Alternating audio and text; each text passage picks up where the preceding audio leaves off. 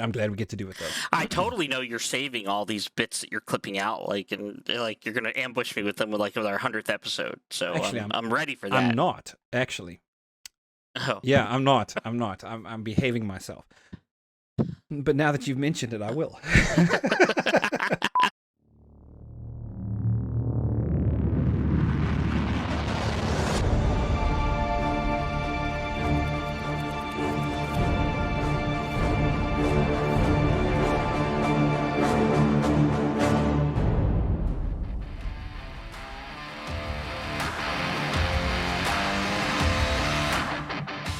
Welcome to Disparate Worlds, where an irresistible force meets an immovable object. I'm Mox, and this is Sechari, and we're comparing and contrasting the worlds of Pantheon, Rise of the Fallen, and Ashes of Creation. That we are doing, my friends. Welcome to you. Welcome to Disparate Worlds, episode number 9. Now with tweaked intro and outro music volumes, so that we do not wake up your baby. Yes, we apologize for any babies that have been woken. Yes. Marx was like, please don't say that. But I put it in anyway. Yes. So we've had odd comments before. Hey, guys, the intro and outro music is entirely too loud. It sounded good to me through my headphones. It didn't sound that crazy when I am editing the audio. So I'm going to take the blame for it being inappropriate. Hopefully this episode, it's not as loud. It's more tolerable. Nobody's baby has been woken up. We're so sorry for having done that previously. I feel like a bad neighbor. So, anyway, so hopefully this is a little bit better. By all means, comment. We would love to know your feedback. Is the audio better this episode? Is it still a little bit out of whack? We are more than happy to take your feedback about stuff. It only helps. So, the topic for this episode is... namely, really, should the creation of groups in Ashes of Creation and Pantheon, Rise of the Fallen be automated in some way? For this episode, we're going to talk about group finders, so stay tuned for that. We'll get into it here in a minute. First, the news. Yes, we have a couple bits of news. In Pantheon news, there's going to be a gameplay stream with some brand new Pantheon footage and areas and whatever. I'm super excited about that. And it will already have happened, actually, by the time this episode is released. So that is happening on Sunday, January 10th, and we will have a link to it in our description. So I'm looking forward to seeing that. On the Ashes side, the Mage Archetype video showing the level 1 to 10 abilities and whatnot is out, and also Stephen Sharif's creative director's letter was released on Friday, so we will again have links to all that video and letter footage and such. Looking forward to that. Again, it's happening the day after we record, so we can't really comment on it, but Stephen always has something good to say, so looking forward to it. Yes. Oh, we'll comment. We will let you know what we think. I mean, if there's anything remotely newsworthy, it's going to come out in our show. So stay tuned and we will get into that. So Mox thinks it's completely and utterly downright scandalous that I am okay, believe it or not, with there being no group finder mechanic in an MMO RPG. And you're allowed to be wrong. He'd like to tell me I'm wrong. He loves to tell me I'm wrong. So, what we're going to do for this episode is examine what Intrepid and Visionary Realms are doing respectively with Ashes of Creation and with Pantheon. And then we're going to discuss the pros and the cons of group finders. So, we'll get into that here in a moment. Before we do, let me just bring up some recommended content. We were doing our typical research for this episode, making sure that we at least thought we know what we were talking about. I don't know if we're successful, but here's hoping. One of the things that we would like to mention is the video by Society of Gaming, namely, only one thing which worries me about Ashes of Creation MMORPG constructive criticism video. That's actually a fairly recent one, came out on January the 6th. Yeah, I forget. I think that came out like the day after we decided we were going to talk about Group Finder, so it worked out well. Yeah, it looks to me like it's on more than just our minds, and that's good. Maybe that way we're actually up to speed in the conversation on this thing, so that's really good. We will have the link to that, of course. The Pantheon, April 2019, so go back a little way. Developer Roundtable, there was a conversation with Brad McQuaid and Ben Dean, and they were talking about this, and the subject of Group Finder came up. We'll have a link to that. Specifically, go to exactly the 10-minute mark. That's where it 10 minutes on the nose. It's perfect. It's pretty cool. Go to that and check that out. And then, of course, the wiki pages I find very helpful, so I like to slip them in here. So Ashes of Creation wiki on Group Finder, they have answered their thing there. So it may help you to know what the plans are, and I think we need to gloss over these mocks. I don't know if you agree with that. Yeah, absolutely. Before we go into this, let's at least talk very broadly what each of these MMOs are expecting to do with their Group Finder type of mechanics. Right. All right, I'm gonna throw you the privilege here of telling us what Ashes of Creation is going to do with Group Finder. Absolutely nothing. No, I'm just kidding. They're not going to have a Group Finder window, so there will be no GUI interface where you say I want to run in this zone and do this content. What they are going to have is some sort of bulletin board where you can go and post that that you're looking to do certain content. Now, we don't know what level of access you'll have to that bulletin board. Will that bulletin board be available only at one space in the entire node? Will it be scattered throughout, in various places? Will it be available in a guild hall? Yeah, and who has access to it? Right, is a question as well. Right. Is it just members of a node that will have access to that bulletin board? And I imagine you can probably get in there and say, hey, I would like to run a group on Thursday to run such and such a dungeon, and you could probably cobble together some kind of a team, right? Or cobble together most of a team, maybe, and then fill out the 1 or 2 slots. But apart from the bulletin board, you got chat, baby. That's your option. Yeah. We all know what global chat channels are like. Mox is a little bit salty, guys. They make Chernobyl look pure and pristine. He might have been burned. Somebody might have dropped him as a baby. With maybe Group Finder dropped him, I don't know. So I mean, the question ultimately with Ashes is how robust are those bulletin boards going to be? And what level of access do we have to them? If it's a bulletin board that I can pull up while I'm out cutting down some wheat to go bake some bread, then really it is a Group Finder mechanic. If it's a static board that I have to go to and can only access from the center of town, then that's less desirable. So, I guess the question is, how available is it? How's it going to be? Yeah, exactly. How available is absolutely. it? So, Pantheon, on the other hand. Yeah, Pantheon is, their answer is yes, they're going to have some sort of Group Finder available, but not to teleport to a dungeon. Neither is going to do anything where you can quickly get to a dungeon or to a zone or whatever.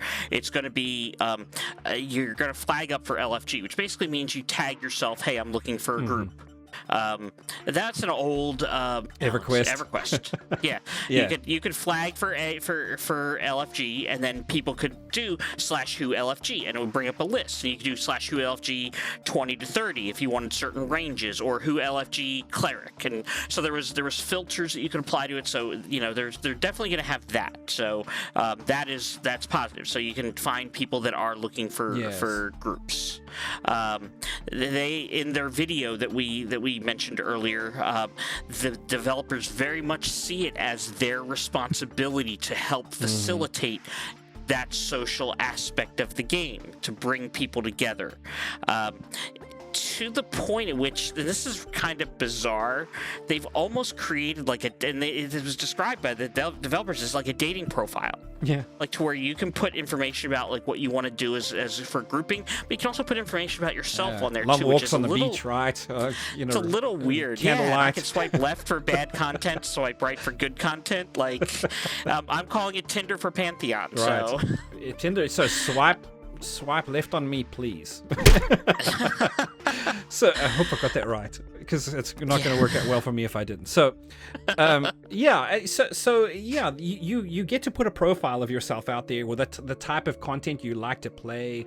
So you basically build a person profile, as a player, not necessarily as a character. Although you could probably put your background story if you want to. And I remember Star Wars Galaxies had that kind of thing. You could write a player profile. I actually enjoyed doing that, in all honesty. That's the D&D player in me, I think, starting to come up from the surface. to the surface way back. Yeah. But yeah, so you can build this profile, and then I imagine some in-game mechanic is going to data mine that to help to put together guilds. From that interview, it sounded to me very much more general. They're not talking necessarily about, hey, we're going to put together a group for this dungeon. It sounded like they're trying to build communities. So it may be some of that, some kind of a quick tactical, we need this now type mixer, put people together kind of a thing, but also on an ongoing basis to kind of help with guild generation, building of player communities. So it's interesting that I want to bring this up. They specifically mentioned that, of course, LFG is a given, but that they wanted to think about group finder and group building in a very much more general sense than just LFG. Well, a group finder mechanic to pop a group, right? For whatever they're trying to do. So I appreciate the fact that Pantheon is going to have something that seems to be accessible from regardless of where I'm at. Yes. So I'll be able to search for LFG people if I'm out, harvesting my wheat or chopping down my trees or whatever it is I'm doing to destroy the ecology of Pantheon. Also the economy, And the economy, yes. Of course. Inflation. I want to flood the market. I want to flood the market with wheat. That's my plan. With beer, flood baby. With wheat. Question mark profit. That's the plan. Yes, indeed. So yeah, I mean, I'm happy they're gonna have something. So yeah, we can. I think we do need to talk about like why I think group finder, like some level of group finder, is important. And and that way I can educate you. That's okay. I live to educate you, Sechari. Yes, I will be thoroughly educated by the time we are done in how wrong you are. All right. Okay, good times so far. Yes, indeed. So let's take a minute, Mox, and talk about the various different positions we have on Group Finder. There are pros and cons to Group Finder, I think, and if we think through them, stuff may make more sense, to everybody. I think to us as well. So, let me volunteer what I think is. Actually, let me stop for a second. Let me clarify my position. I am not against Group Finder, but I think that its value is overestimated, and I think that MMOs can get along without them. And I do think that if you do use a group finder, something is lost. Something a little bit is lost in the process. I'm going to clarify what all that means here in a minute. But you get some pros with it as well, so we'll talk about those as well. One of the pros of having no group finder is that while you are organizing a team, you're standing around. Somebody is recruiting. So whoever's building the group is recruiting, and the rest of you are just sitting there in a chat channel, I imagine, and have some time. And both studios have spoken about how important it is to build the community. And so I think while you're building these teams, these groups, that's a good opportunity for you get to know each other. I think they're leaning on that heavily to help with the social aspect of this. Obviously, in Ashes, they're not going to have Group Finder at all, and so they're really leaning on that. Not, thinking about Pantheon, we don't really know so much just yet. So I don't know, Mox, what do you think about that as a pro? Talking in a group is definitely something that's lost in a lot of MMOs nowadays, especially when you teleport to a dungeon and then the goal is to get through it as quick as possible. And these games not having zero downtime definitely impacts the social side of things. So yes. I agree that if you need to build a group more organically, that you will have a chance to have more social time. Yes. So yeah, you definitely get more social time, but I think as a player, it depends for you what you're there for. And I'm going to kind of try to play a little bit of devil's advocate against myself and argue a little bit for the other side. Not everybody is there for the social aspect. I may just be there because for tonight's session, I want to get some XP and I want to get some loot. That may be what I'm here for tonight. Now, if that's all I'm here in this MMO for, I should just go play a single-player game, I think. Right? You are there for the massively multiplayer aspect. If you're playing an MMO, there's got to be some of that social side of things. So, you balance it out there. But if all you're in it for this run specifically is really just get the XP and the loot, it actually helps to have a group finder mechanic that's going to make that more streamlined. Yeah, more streamlined, more efficient. And so, you don't have to spend time waiting around. I may be able to queue up and then go do something, go do gathering, or go do, fighting mobs or something, so I can be, farming that XP in the meanwhile, as opposed to standing around town chatting with people. If that's, if my goal is not necessarily the social aspect of it. So, makes sense. Gives you time to get people into voice chat too, which can be helpful, especially in a PvP situation. Right.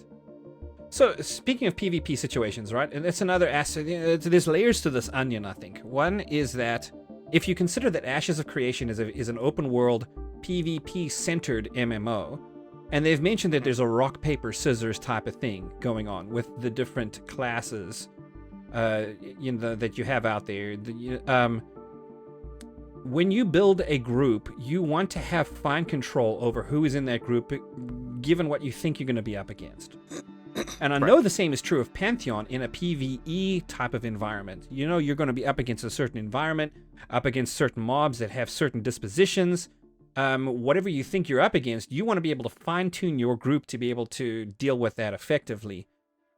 So a question to you, Mox, is do you think a group finder is going to be able to facilitate that kind of fine control over group composition, or will it hurt it? It depends on how they would build it. Now, I don't think I'm looking for something along the lines of like what SWTOR or WoW have, which is you basically say, I want to run this dungeon and I'm DPS, and then everybody else is queuing up, and then it will randomly throw you guys all together and teleport you there. Like, I'm not looking for something like that. What I'm looking for is something that is accessible to if we're out in the world, especially if you're already out in a dungeon and you need to find a replacement. I'm looking for some interface that's going to allow me to find somebody to fill in a slot, or help me build the group to go out to a certain place where I can say, hey, I'm a X level enchanter and I'm looking to do this this zone in this dungeon. I'm looking for people. Right. I don't want to have a WoW-based or a SWTOR type of deal where you just give your role and it mashes you together. I want to be able to have some control over it where, I say, look, this is what I'm doing, message me. And then I get the tank to message me and say, hey, great, you are a tank and I need a tank, so here's your invite. And then then you get your healer and you get your other people, and you get your group fleshed out. That's what I want. I don't want to have to rely on spamming chat or some either a zone chat or a global chat channel, because as I mentioned, they just end up being toxic. You just end up having people trying to sell stuff in those channels. You end up having people try to, just making ridiculous political statements in the channels. Gold sellers. Yeah, you have all that garbage that's in there. So unless Ashes is going to have an active DM force that's going to be in every one of those global chat channels watching for that garbage, it's gonna they're gonna degrade. You have to have something else that is free of that spam. Yeah, and that, obviously, if you don't have a group finder that's going to, you say, hey, here's my role, here's my class, whatever, or just kind of extrapolate this from how you're built, and you queue up, and then it somehow it knows, hey, okay, find a tank, or find DPS. They've said that they want range DPS. They said that they want this kind of tank. Hopefully, you get that kind of fine control, right? I want a Dire Lord tank. Finds those and then pops the group. Boom, there's your group, and that's all it does. You don't have to rely on chat to do that. That's an effective group finder, at least. Open world is going to be a problem for this, by the way. It's one thing if you've got a lot of heavy instant content, and the group finder builds your group and teleports you into the start of the instance. That kind of a group finder, I think, really works well with instancing. Open world, it's just going to create the group, and then there you go, guys. Now, if everyone's everywhere, you all have to come together, so there's going to be that 5-10 minute delay of everybody coming across the globe. with no fast travel, by the way. Right. It's going to be interesting. So you're going to have to stay local if you want to run any kind of content. That's going to be interesting. So to me, open world complicates this as well. You want control of that group. You want to be able to do this in open world wherever you can. You don't want to rely on chat, although I think in some degree you have to. There's all of these forces, I think, that are coming together to make this a very complicated picture. Yeah, it's a complicated deal. Like nobody said that it's not, but I think how it gets handled ultimately is going to affect how well the group content runs in these games. Right. So I mean, here, for instance, I'm just thinking about how complicated this could get. You start a group finder or not. Group finder is very good, by the way, for backfilling if somebody drops out. You lose your healer, great. We're 80% of the way down this dungeon. We need another healer. Group Finder is very good for that. If the Group Finder finds you a healer and teleports them to the group, we're in good shape. If you have a role in that group that can do the teleport, or some kind of a global feature where your guild has funds or something that you can fund a teleport, then you're okay. But how do you backfill a role without a Group Finder? Do you yell, hey, by the way, we're 80% of the way through this dungeon. Oh, by the way, this is open world. Stuff is respawning behind us. We need to fight our way out, pick you up, and fight our way back in again. You know what I'm saying? Well, I'll tell you how it was handled in EverQuest, because it's the closest that I can that I can give you to like what we're getting here is that somebody would, and invariably like it boiled down to a lot of courtesy. You generally tried to give people some notice if you had to leave a group.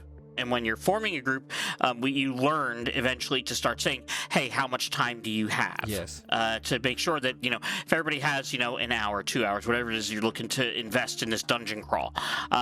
Then, like, let's say somebody said, hey, I got to go in 20 minutes. Then you could either fight your way back out, or if you had the right class, you could teleport to the beginning of the dungeon. I think that I've heard, don't hold me to this, but I think I heard somebody say something about that there is going to be the ability to teleport to dungeon beginnings to facilitate group backfilling. Which game? Is this Pantheon? I think Pantheon, yes. Okay.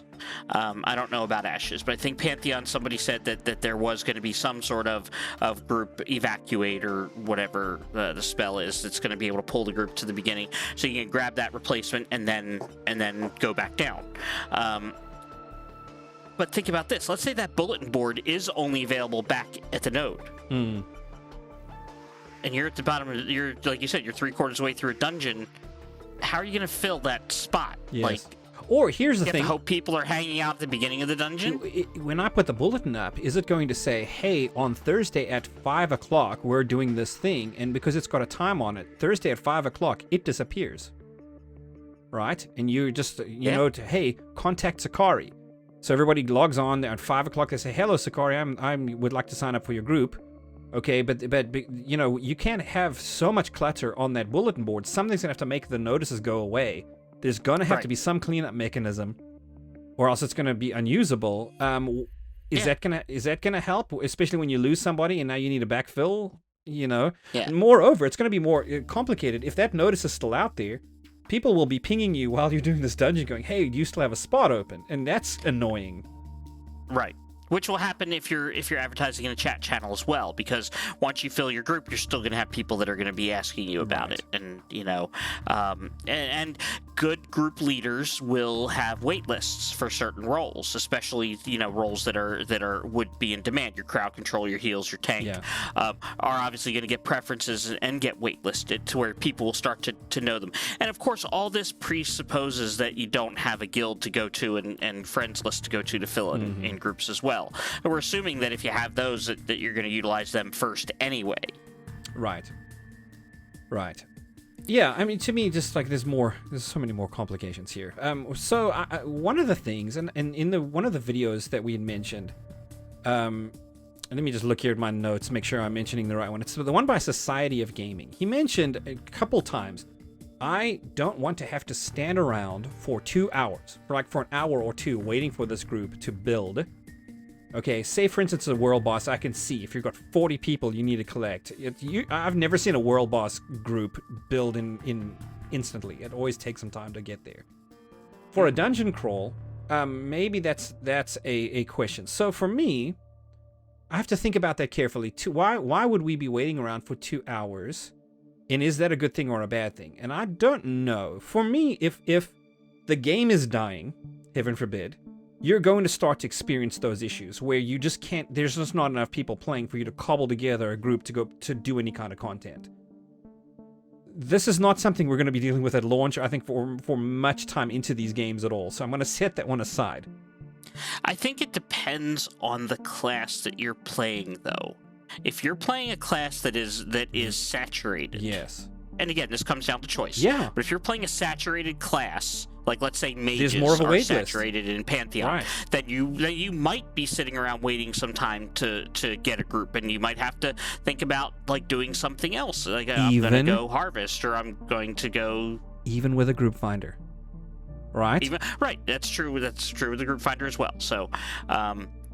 Okay. Yeah, I don't think that group finders would fix that necessarily, other than to give you maybe a little bit more visibility. Yes. So yeah. Well, the only other thing I can think of that would make you unable to find a group, with or without a group finder, would be the free market, right? Kind of a thing. So let's say it's really old content. This is a dungeon that's been out there since the launch of the game. We're 3 expansions in. Everyone's doing the new content. Nobody's really interested in that old content anymore. You know, we're over leveled. It's designed for younger, earlier levels. Nobody really runs that anymore. I can see that happening. And there's ways to reinvigorate old content, right? You can either bring it up to level. You can add, mechanics to the game that make you have to go do that, or add extra incentive to do it. There's lots of ways to reinvigorate old content.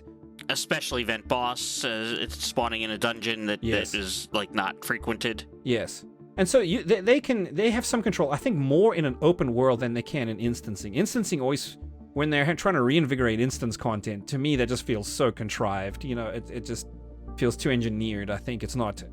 But open world, if they put something there in it, then right. So. But I do think that helps, because you if they're watching the data, they can tell the free market, the people are doing what they're interested in. They know, they're watching the data. People are doing this content. They know what for more content to create and build. And so I'm not always against stuff dying in games or stuff not being played, because I think there's useful information that the studio can get out of that helps them drive further decisions. Let me put a caveat on that, though. There still needs to be enough people playing content through the leveling process. Right. So if there's a dungeon, let's say a mid-level dungeon, there needs to be enough people at the mid-levels doing those dungeons to make that content viable. Mm-hmm. So that's on the devs too, to make sure that the leveling curve is balanced properly, that the content is fresh enough, that there's more people constantly coming into the game that are now leveling, and or make the alt process friendly enough that people are going to want to play a second or a third character. Right. And the other thing about free market I wanted to mention is reputation. It's probably the single best thing you can do to ensure that you're going to constantly have groups, is to have a positive reputation on your server. If you have a crappy reputation, you're not going to get groups. Yeah. It's going to hurt you. People will know. It will get around, and it did in EverQuest, and it will in these games, because they're socially centric games. Right. So have a good reputation, know your class, play your class well, do your research. All that stuff will help you to find a group. Yeah, speaking of reputation, I'm going to take a slight sidebar here, a slight footnote, and give you a story for a change. Star Wars Galaxies, I rolled a new character once. I'm like, I want to roll this character, and I gave it a name. Turns out that there was a person with a very similar spelled name on that server that did not have a good reputation. And I logged in, and all the people that had misspelled this person's name had sent their hate mail to me. I had this whole email account full of hate mail. It was a very interesting roll. Experience. Yes, absolutely. Did you re-roll? No, I played it. I didn't. You persevered. I did, yes, and it was good. It was just a minor on the side crafting character, so I wasn't on it as my main that much, so it was not that big a deal.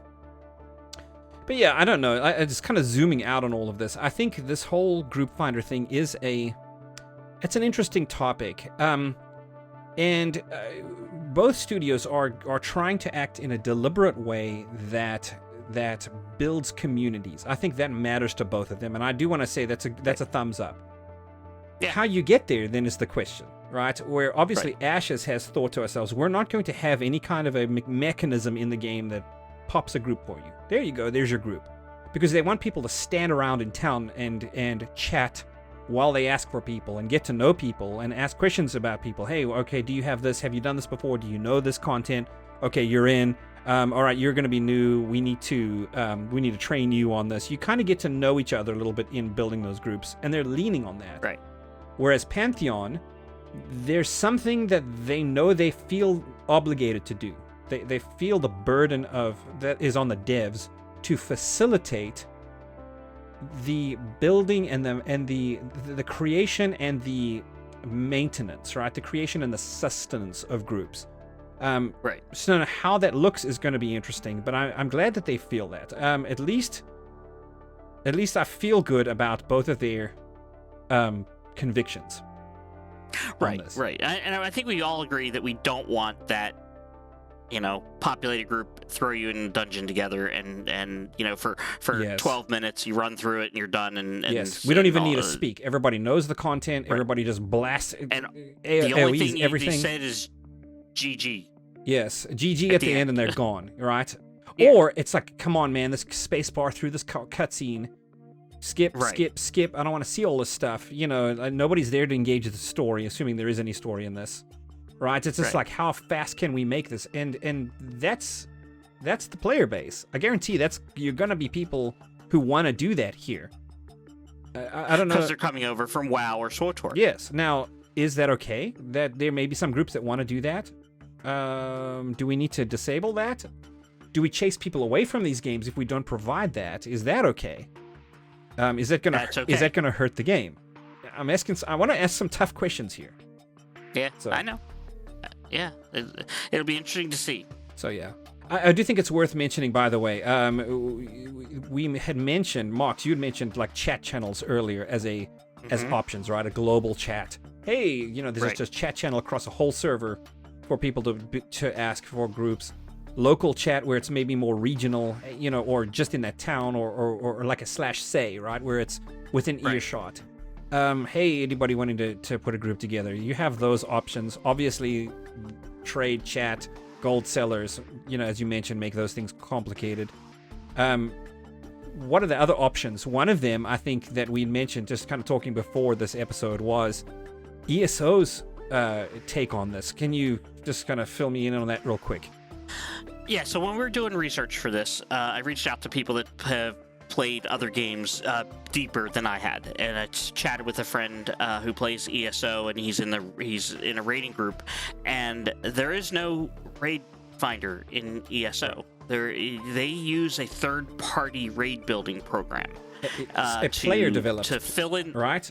Yeah, okay, I assume it's player developed. Yeah, community developed, and it interfaces with Discord, and they can sign up on Discord to attend a raid, so you can see what slots you have filled, what do you need.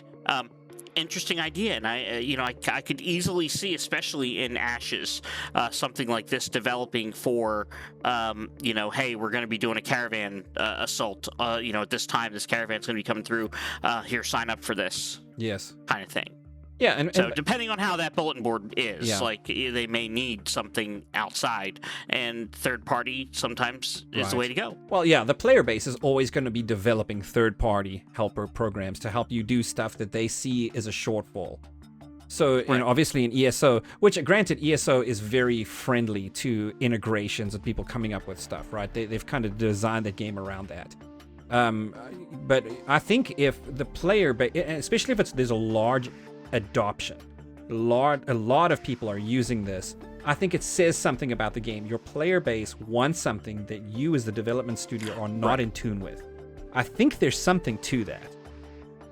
So and should you provide it then is the next question. Again, hard question. So you're trying to keep your finger on the pulse of the player base. You want to give them what they want, but you also want to stay true to a vision.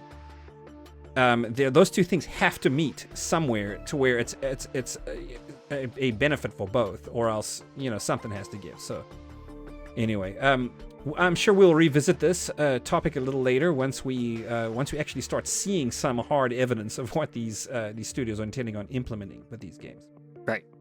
So yes, Mox and I have both talked about how complicated this is. I think definitely some episodes down the line we're going to revisit this topic. We are going to talk about the implementation once we see it in action. I think it's worth a review. So we'll put a bow on it for this episode and go ahead and get into our Comquest. So our previous Comquest was, we asked you guys to tell us your war stories. Have you ever had a boss stolen from you, or had you turned the tables and swiped a boss out from under another group in a raiding situation?